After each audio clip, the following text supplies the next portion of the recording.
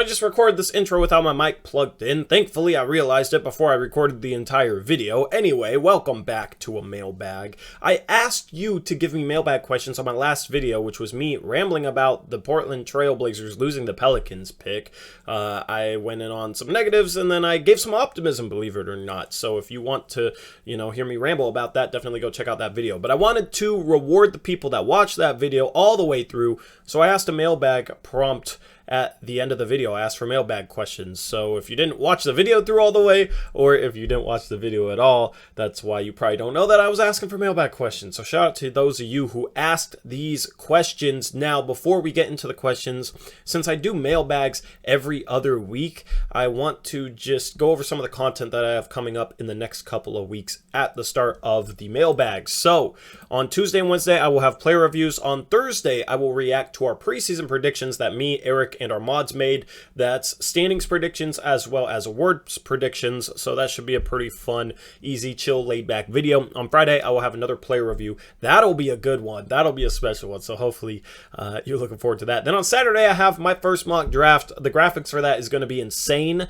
so hopefully you enjoy that product. I'm hoping that video can pop off a little bit, because mock drafts always have the potential to pop off, and the graphics I'm doing for it it looks pretty good. I'm copying something. You can probably figure out what I'm copying, but I'm doing it, on my own end. So it's going to look sick. It's going to look legit. Then on Sunday through Wednesday next week, I will have 4 player reviews. On Thursday, I'll have my first episode of Stream Highlights. On Friday, I'll have my last player review, and we'll wrap up that series. Then on Saturday, I need help thinking of a draft video for Saturday, April 30th. So if you have any ideas for draft videos, leave them down in the comment section below. I have some draft videos planned later on in the offseason as we head into June up until the draft.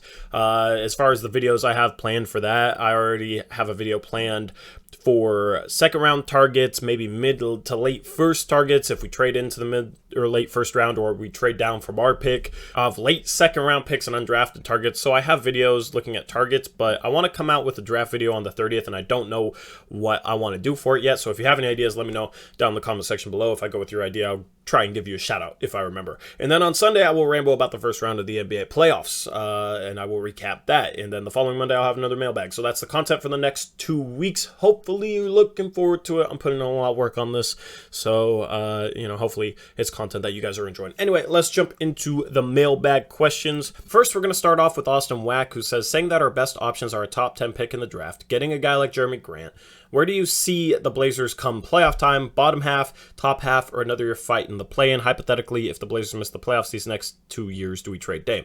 I'm not going to think about trading Dame stuff, but as far as the other parts of the question, I think a top 10 pick in the draft and getting a guy like Jerami Grant, I assume we'd have to trade the Milwaukee 2025 first-round pick and maybe a second-round pick for Jerami Grant. I think that team is a bottom half playoff team. I think that's a 5-6 seed at best. I don't think that's a team that's a contender next year.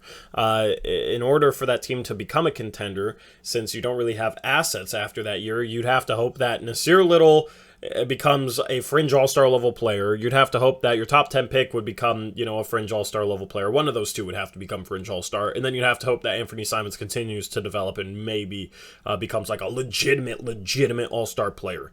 That's the way for that team to contend. You're just banking on internal improvement at that point, because getting Jerami Grant would basically be trading our last tradable pick right now with that Milwaukee 2025 first for him. So it'd basically be a little bit of an all-in move. But I'm not as positive going into next season as I was going into this season. Let's just say that. Question number 2, Blue Wolf asks, what are the chances the Trailblazers use the large traded player exception they have? Likely very doubtful, or you never know what can happen. Give me an example of a TP that large that has been used in recent times. And I can't think of an example off the top of my head. I know Boston had a really big one that they got for signing and trading Gordon Hayward to the Charlotte Hornets, but I don't believe they ever used it. You can divide up traded player exceptions. So you can use the $20 million traded player exception to trade for a player making $10 million in terms of salary, and then you'd have $10 million of a traded player exception left. So usually large TPEs get broken down into smaller bits and pieces, but you'd have to Google that one because I don't know off the top of my head. That is a good question. How likely is it that we use the large traded player exception? It's less likely now that we don't have the Pelicans pick. I could see us trading the Milwaukee first for Jerami Grant and maybe throwing in Keon Johnson, and that would use the TPE. Or maybe if Toronto isn't super keen on keeping OG Anunoby, maybe if our pick ends up at 6 or 7, maybe we trade that pick for OG Anunoby who'd fit into the TPE. But I think I think there's about a 35 to 40% chance that it gets used this offseason in some sort of fashion, at least for a smaller player. But this is an asset that they can keep until the trade deadline next year, so it could be beneficial to use at the trade deadline. We got Brad Pitt asking me questions. He says, for the mailbag, who are some relative unknowns that you would be interested in drafting in the second round? At this point, Orlando Robinson is intriguing as a big that has some offensive skill and some fluidity. David Roddy's been a guy I've liked for a while. I still haven't done enough research on the second round, so I might have more answers later on in the offseason. I will have more answers later on in the offseason, but those are two names to watch out for. I'm not super high on this year's second round compared to last year. There was numerous players that I liked in the second round last year. Herb Jones was one of them. I wish he was in this year's draft. Chris Brandlin, a channel member, what's up, Chris, asks me a question. He says, if we luck into the top 3 in the lottery, filling our need at the 4 with one of Banchero, Jabari, or Chet, obviously, how would you go about addressing wing depth? Who might we bring in to compete with Nas for the starting 3 on an MLE, or maybe taking a decent player somewhere else, someone else wants to dump in exchange for our second rounders? Or is Winslow that guy? I would absolutely not want Winslow starting at the 3. I don't even really want Winslow in the rotation next year. I still think he's overrated. I mean, this year he shot 40% from the field and 27% from 3. He's an offensive liability. He can play make a little bit and he can defend, so, you know, in a pinch you can play him, and I think he can be fine, but if you're trying to really win basketball games, you don't plan on playing Justice Winslow. I mean, he couldn't even get minutes for the Clippers when they were without Kawhi and Paul George almost all season. He barely got time for them. So, you know, maybe we could be his revival or whatever, but until the dude can shoot, and who knows if he's ever going to be able to shoot, he's a hard guy to fit into a rotation. But as far as who we could bring in to compete with Nas, maybe a Nick Batum MLE signing. This year's free agent class is really, really, really bad for forwards. They have a couple star guards. You got like Bradley Beal and Zach LaVine. It's guard loaded. In terms of forwards, this free agent class sucks. So everybody talking about, oh, well, Cronin, he wanted cap space and flexibility so we could go after free agents. What free agents are we going to go after? That's what I always wonder when people say that sort of stuff. You know, it's like they will talk about free agent options without actually thinking about free agent options. And the forwards, like the best forward on the market might be Nick Batum or Otto Porter Jr. You got a guy like Miles Bridges, but Charlotte's just going to match him. In terms of gettable players, there's not really anybody super great that's even necessarily better than Nas that we could bring in through free agency. So it'd have to be trade, and after losing that Pelicans pick, that obviously changes the equation with us being able to bring in somebody to compete with Nas as the starting 3. So I think we're going to have to embrace the idea of Nas being the starting 3 next year, because it's going to be hard to get somebody that's definitely better than him at that spot. We got a couple questions here. One's from David Lester, who says, what are our best MLE targets this offseason? And the next one is from Jaden Fisher, who says, who would you like the Blazers to go after in free agency? I just touched a little bit on free agency, but I will have videos talking about MLE targets as we head up into free agency. That'll be a free agency preview video. So, and we'll have Blazers Uprise live streams. That's our second channel that we're streaming Mondays and Thursdays at 9:30 p.m. Pacific time. We'll have streams going over some potential targets as well. So definitely go subscribe to that. Link should be in the description box below. Definitive One back again with another mailbag question. That's what I always used to say in the good old days. He's an OG. Shout out to Definitive. He says, random Captain Obvious moment. We need to be focusing on size and length and defense. If a guy lacks either, he shouldn't be on our radar. The value the New Orleans Pelicans have gotten out of Trey Murphy and Herb Jones is just remarkable. Our lack of size has hurt us for years, and it has to be addressed. Mailbag question number 1. Who are some potentially elite perimeter defenders with great size and or length in the second round we should be looking at? And then 2, with Herb being a second round guy, is there any chance we can pry him from New Orleans like we did with West from Utah in 2010? Crazy thing is we got West on a 5-year, $34 million offer. Now, Herb Jones is not a free agent after his rookie year like Wes Matthews was. That was the thing with Wes Matthews, is he was only on a 1-year rookie contract and then became a restricted free agent, and we signed him to an offer sheet, and Utah decided not to match. Herb Jones is under contract, very, very cheap contract for his services, so we'd have to trade for him, and I don't think New Orleans is going to trade him. If we were going to get him, it would have had to have happened in the CJ McCollum trade, and we couldn't even get Trey Murphy, let alone Herb Jones, who's the better rookie. So I think Herb is not really an option, unfortunately. I would love to have him on his team. I did a whole video about how we need to go after him before the trade deadline, and it's just not, unfortunately, not an option. As far as your first question, who are some potentially elite perimeter defenders in the second round that we should be looking at? Unfortunately, there's really no obvious great perimeter defenders in the second round like there was last year with Herb Jones. I went through mock drafts looking at the second round and knowing what I know about each prospect, just looking for somebody that reminded me a little bit of Herb Jones as a perimeter defender, and I could not find one, unfortunately. Now, I still need to do more research on numerous prospects, but I know enough about most of them to know if they're good defensively like that or not. Unfortunately, there's not super great defensive options in that regard in the early second round. The best options would be the players that we could have taken with the Pelicans pick, Jerami Sohan or Tariq and guys like that. So it's really, really unfortunate that we did not get that pick. Ethan Moore asks, if we move down to 7, would you trade that to the Hornets for 13 and 15? I'm so bummed we missed that Pelicans pick. Really wanted Ousmane Dieng. I would absolutely consider that if both AJ Griffin and Shaedon Sharpe were off the board, or if Griffin's measurables were undersized for the 3, and especially if Matherin's measurables were undersized for the 3.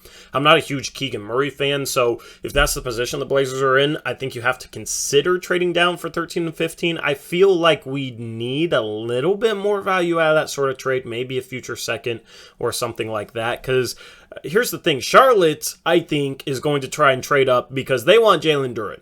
Okay? They might sit at 13 and 15 and take a Mark Williams, but they need a long-term center and one that can run the floor and is a great lob target and has a bunch of defensive potential, fits their timeline. Jalen Duren is a guy that I think Charlotte's going to try and trade up for. So if you're sitting there at 7, I think that you'd get a call from Charlotte with the offer of 13 and 15 because they want to trade up to 7 so they could take Duren. Now, at 13 and 15, you have a lot of options. Jerami Sohan might be there. Tari Eason might be there. Agbaji might be there. Ousmane Dieng should be there, who Ethan wants. You have a lot of options to get 2 very solid players that have maybe some long-term potential in terms of becoming like a good starter. And at that point, you might have to bank on that. I know Keegan Murray's the flashier name and had great stats last year in college. I don't like his long-term upside. He's just more of a safe guy who's ready to play right away. But I think the Blazers need to make moves for upside. And you have guys at 13 and 15 that'll be ready to play right away anyways. You know, you'll have some other guys that don't really pan out, and that's the case in every draft. But you have a chance at getting at least one guy who's ready to play right away with both those picks. So I would definitely consider that. Just would maybe need a second-round pick attached to that to make the value worthwhile. Gio asks, say nothing goes to plan because we're Blazer fans and nothing ever goes to plan. LOL. What players in your eyes would need to take the next step to make this team at least a somewhat competitor? Nasir Little would be the key one. He would be the key if we didn't have a good offseason. If he could break out and become an Anthony Simons level player, you know how Anthony Simons broke out in his 4th season, if Nasir Little could do the same thing, then you'd probably be okay. Trent Watford, of course, as well, could take a jump. If he can just figure out how to shoot threes, he could be a really, really solid player. I think he's already solid, but he could be really, really good if he just learns how to shoot threes, and he's still very young. So if he could take a jump as well, that would be great. Those guys would be the 2 guys internally that would hold the key to the Blazers kind of taking a jump without making splash moves. And then obviously Anthony Simons continuing his development would be crucial as well. And then, I mean, Dame defensively, I think, could take the next step if he's fully healthy, if it was really that injury that was holding him back defensively. If he's fully healthy and maybe doesn't have to expend as much energy offensively and can save some energy for defense, maybe you could see Dame taking a jump defensively, which would obviously make us better, because that's the key for this team, is just figuring out how to defend. Grace says, Mailbag. Not Blazers related, but who do you predict to win the NBA championship? And it's completely okay to ask questions that aren't Blazers related in the mailbag. Obviously, they're going to be Blazer related, but I'm cool with a question like this. I think the Suns are going to figure it out this year. The team that lost last year, they're motivated. Chris Paul's motivated. This might be the last real good chance to win a championship for him. I think the Suns are going to be good next year. I just think the West is going to be more competitive. Denver should be more healthy. The Clippers should be more healthy. It's going to be a harder road. So I think this is the year for the Suns to get it done. The only team that I think would beat the Suns in the NBA Finals is the Milwaukee Bucks. I think that a rematch of the NBA Finals, we've seen the Bucks beat the Suns. And the Suns are better this year, even better than they were last year. They've been playing just a beautiful brand of basketball, but I think the Bucks could get it done. I don't really trust Miami. I don't really trust Boston. I don't trust Brooklyn to get things done in a series against the Suns. So I'd have to go with the Suns to win the championship. Jacob Allen says, am I crazy to think that maybe this is a good thing because we avoid trading the pick for Jerami Grant and don't have to pay him a ton of money? Obviously, you'd rather have the asset than not, but from what it sounds like, it was almost a done deal to trade it for Grant. Just trying to find any silver lining, LOL. I don't think it was a done deal. I absolutely do not think it was a done deal. I think it was a situation where it was an option on the table for Portland, absolutely. I think you could have easily gotten him for the 11th pick. I just think they maybe had bigger ambitions. I don't know, man. It sounded like it was likely, but I wouldn't say done deal. I still wanted the pick, and then if they traded the pick for Jerami Grant, I'd sit there and say it was a mistake, and I would have went off about that. So I guess either way, I was bound to rant about something, but I still wish we had the pick because it'd be fun to talk about potential draft prospects and whatnot. And maybe Cronin fell in love with the guy that he could take at 11. He just drafted a guy and he ended up being a really good draft pick. That option was always on the table. It wasn't a done deal that we were going to trade for Jerami Grant. And here's the thing. I still think we could trade for Jerami Grant with the 2025 Milwaukee first, throw in a second, maybe it's our 36th pick this year, and maybe throw in Keon Johnson. I still think that it has a very realistic chance of happening. I think the Detroit Pistons are going to go after Jalen Brunson in free agency. They might want to clear the cap space for Jalen Brunson to make a run at him. And considering we don't have to trade anything back because we have the trade player exception, we could help them do that. If they just got back a cheap young prospect in Keon Johnson, that would fit well there. And then they got back a future first. I still think that might be enough to get Jerami Grant. So I think in the end, even though we get there in a different way and have to give up a little bit more because we have to give up Keon Johnson and maybe a second, I still could see us ending up with Jerami Grant on this basketball team. Jonathan Yu asks, although we have been stuck on the whole asset narrative as of lately, how valuable is Keon Johnson in a trade?